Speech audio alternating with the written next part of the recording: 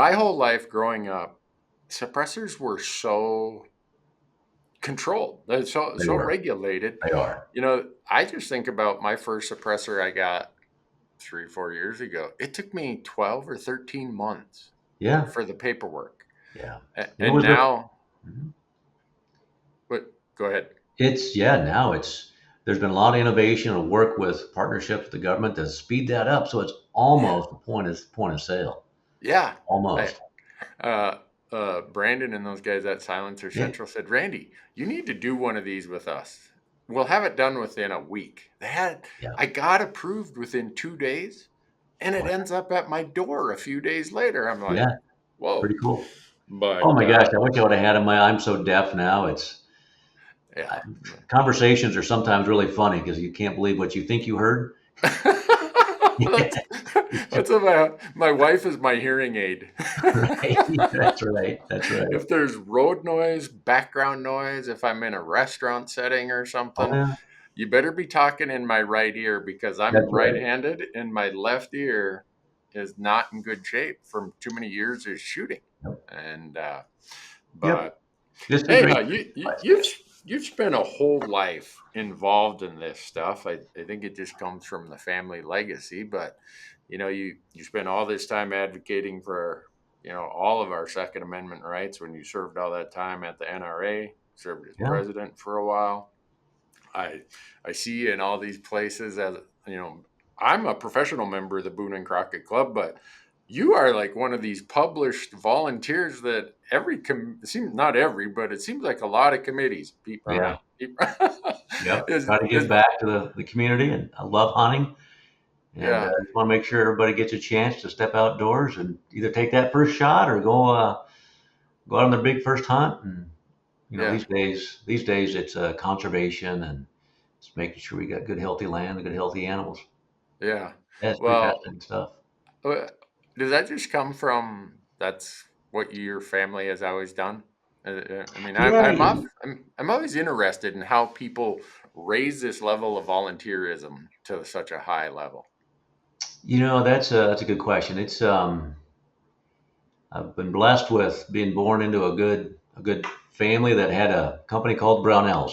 So Yeah, that allowed me to also play in the sports and the activities that I love. So it's work. I'm working when I'm out hunting, but it's something that I get the benefit of really enjoying a hunt. I want to share that with everybody. Right now I'm helping other people pack out a muley or an elk or yeah, I probably won't go on a 14-day moose hunt without pulling a trigger, but just helping people get out there and explore the outdoors. And that's what I want people to enjoy themselves and enjoy the yeah, great outdoors, especially with cell phones and this thing called the web. We can yeah, get sucked into that. We forget our nature, and that's something I want to help people be able to step outdoors. yeah. I'm at that point also where I tell people if I never draw another tag in my life, I'd probably be bummed, but it's Yeah, more important for me that my son, his generation, the generation that's going to come after them, yeah, that they get the benefits I have because yeah. I always say, what a country. And people think I say that kind of off the cuff and joking, but I really mean it. I Oh I try yeah, to I try to think where else could a snotty nosed punk kid grow up in a divorced household in northern Minnesota and get to hunt and live the life I've lived with all these blessings only in yeah, America. yeah. And That's right. I I just feel grateful for that, and that's what causes me to advocate for all these things that Yeah. conservation, shooting, hunting, all the things that are important to us. And I I look back at your family, and when did Brownell start? Like you late know, 30s or something? 1939. We're 85 years old in June, or 86 years old in June this year. Wow. So I like to Huh. remind my friends down at Ruger and Jason Hornady that we're 10 years older than they are. So they're still my little brothers. Of course. Yeah. Well, yeah, that makes you 9 years older than when John Nosler started his And John, operation. yeah, Uh, yeah, my and grandpa, they all knew each other. It's a small community. And kind yeah. of grew up with all these guys that people, they're wearing each other's, hats. I see Hornady hats all over the place. And I mean, I've known Jason his whole life, and he, me, and Steve, and Joyce. I Yeah, didn't get a pleasure of really working with Joyce, but the yeah. founder. But this great names, You great know, families. it is so funny, and I think a lot of people don't realize this, but I was just thinking when I was at SHOT Show again in January. I look at you, I look at a bunch of other family held businesses like Nosler, Hornady. Steve and But, Jason came in the Nosler booth when I was there, and John Nosler hooked him like it was his brother or oh something. yeah, And oh yeah, oh yeah, so a lot of these family owned legacy yeah, businesses, yeah, the hunting shooting space is so blessed that we have you guys because yeah. you guys, you might be competitors or whatever in business, but you have this collaboration in this common sense of what the bigger picture is, and I think a lot of people miss that. They do, they do. I've worked in another industry, and in this industry we have something called the campfire. Where when we go out and work, and I use that loosely, we're out hunting and we're very focused. But when we come back to camp, we get in a lodge or in a tent or spike camp, you're still spending time around campfire talking and connecting, and it's not all about it's never really about business. It's really just about what's going on in that person's life. You really build a good connection. So that's Yeah, that's what I love about this industry. You yeah. can you can duke it out on the field, but when you come back to campfire, it's all friends and family. Yeah. Well, I wish there was a way I could paint that to a lot of people because there's a lot of folks who maybe don't have the benefit of being as involved in it as I am.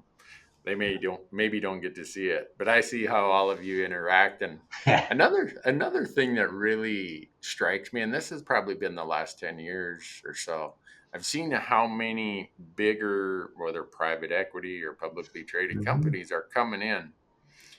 But the companies we can always count on, I don't care what it is, the companies that have the stomach for our issues are always you family legacy companies. Right. You don't run and hide or test the political wind of, well, how's this going to work? You guys are like, no, this is what we do. We hunt and we shoot. We're That's here right. for you. We're gun people, right?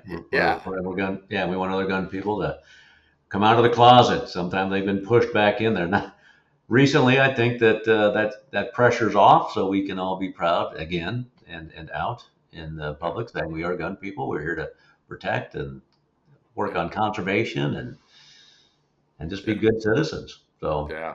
that's a good Well, thing. Of course, so in the how, middle of nowhere, Iowa, I think I'd be pretty much aligned with everybody else. So I mean, yeah, you're right. And it's just this type of lifestyle is not for the ones in the industry. Every campfire has someone who's passionate about being outdoors. It really flattens all of the structure that a business might have. So yeah. it's pretty good. It's Yeah. really peaceful time.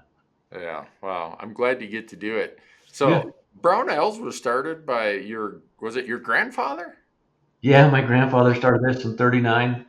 But didn't he have some other storefront? Or was he Yeah. always a Oh, gunsmith, or was he doing something else? It's a so he was his nearest sibling. He was one of five. And his nearest sibling was like 15 years older than him, and so he was a mistake, so to speak, back in.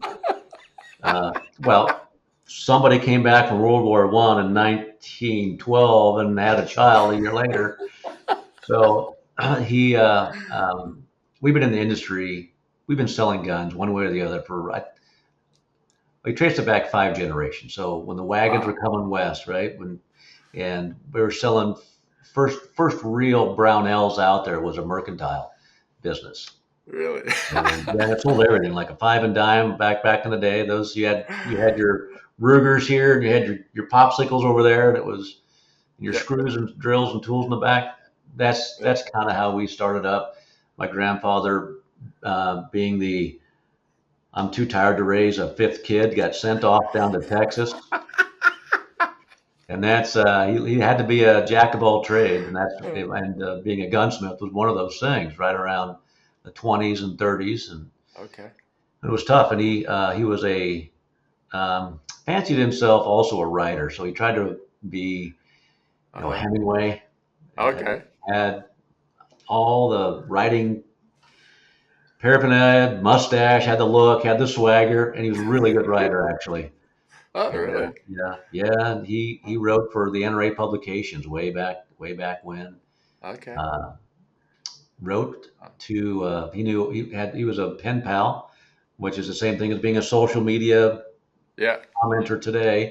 with Bill Ruger Senior, Weatherby, Uh-huh. the guys over at Colt. So he would write to them about things that are happening in the industry to help give them insights, and they would then maybe or maybe not respond back. I mean, uh, he had a good relationship with these factories, so he Yeah. just I got all of my gunsmith buddies who are writing me letters say, I can't get this Ruger replacement part, firing pin or stock or whatever. Can you write senior and have him send you some stuff? Here's some dollars. And he got known as something. It was a brand new service back then. We've always kind of been on the cusp of customer service trends. And back in the 40s, when this was going on, he got the nickname as Backorder Bob. Now, that was a good thing back then. Because if you didn't have it, you can count on Bob Brownell to take a back order and go talk to senior the Ruger factory, the Colt factory, or Weatherby's, or Yeah. anybody else out there to get you a part, and then he'd send it to you. So Wow. yeah, That is so cool. yeah. We try not to have back orders today. We don't want to be known as back order Brownells, but Yeah. it's inevitable with how many great entrepreneurs have come up through the time Yeah. and creating some good products. So yeah, Oh, we've yeah. always been out there. It's a lot of fun. Yeah. So this customer service thing that you just mentioned there, I was struck. I was working on a scope mounting thing 4 or 5 years ago, and I'm Googling something, and one of your YouTube videos comes up, and what is it, Steve and Caleb? Even Caleb, Yeah, yeah, it comes up, and at the end, it says, "If you have questions, call our tech hotline." And I don't know if you still have this, but we I do. call this number, and a real human answers, That's right. That's right. and I'm like, "This is weird, but do you know the torque settings on a pick rail for pub?" Well, let me. And he handed me off to someone like, "Oh yeah," and he's kind of like walking me through this. I'm Yep. like, "Well, I'm not. I got this kind of Mickey Mouse torque wrench here that's really. I don't think it's working right." Well, he walked me through. Here's all your torque wrench possibility. Blah blah blah. Well, you ended up selling me a torque wrench, but it was so. It was so rare because usually you log online and down in the lower right, a little chat box comes up that says, Yep. "Hello, I'm so and so. Can I help you today?" Yeah. And after 5 minutes of texting back and forth with the person, you find out they can't help you anyhow. And so, That's right. That's right. I is that just something that you guys have said? Hey, you know what? We We, like doing business with people. yeah, we lean back into that gun tech on the line just to walk people through. I mean, it's you want to do the right thing, but you just plunk down. Say it's a Leupold, you just put down what about $600. Last thing you want is to dent it with your or rip out some threads. I mean, and some people would rather talk to somebody. They don't Mhm. want to text some kid who was putting down the Xbox, who gets their gun knowledge from World War whatever those games are. Those first Yeah. person games. That's classic stories there on that one. But we want people to have real bench time answering the phones because that's the kind of experience we want to give people that you too can do with this stuff. It's not it's not difficult. Yeah. It just takes, and you're smart enough to do it. You just haven't never done it, Yeah. and we just want to walk you through those things. Yep. Well, here at our office, we've got five of us who are really we nerd out on shooting, and Yeah. your YouTube channel. I mean, we've subscribed to that a long time ago, and it's kind of like, well, I wonder what they say out on Brownells. So we There go you to. go. Right. I hate to. Maybe this is plagiarism, Pete, but a lot of the stuff that people see in our videos, we went out to your YouTube channel and typed in the search bar, and Yeah. you guys have a video. I don't. I'm trying to think if there's ever been a topic we went to your page and looked for that you didn't have a video on it. We we had a guy that worked with great, still in the industry. Roy is his name. And it was Stump Roy. We tried to stump, we have gun texters, like try to stump Steve Ostrom, Yeah. Steve on the videos. Try to Yeah. stump him in a certain area. He's just unstoppable. And we have a lot of good people that have worked with us and now still in the industry doing some really great work. So I, it's great to help build a skill set and have them go do their own thing and really flourish. And we just see just passing on all that knowledge. We've been doing Yeah. videos since we were probably the first. Tom Gresham and Jim Shepard helped set up our first video studio back in 90, maybe 2000, maybe 2000, 2001. Yeah. Yeah. Those guys, they've been around forever. I mean, Oh they yeah. were the pioneers Yeah. in doing Yeah. this Oh stuff. yeah. I mean, yeah, Tom learned at the feet of Grits Gresham. I tell you, there's a talent. Yeah. Some of my younger audience, I'm just gonna have to say, go Google it. Yeah. Go search the YouTube Go videos. Google Grits. Yeah. Yeah.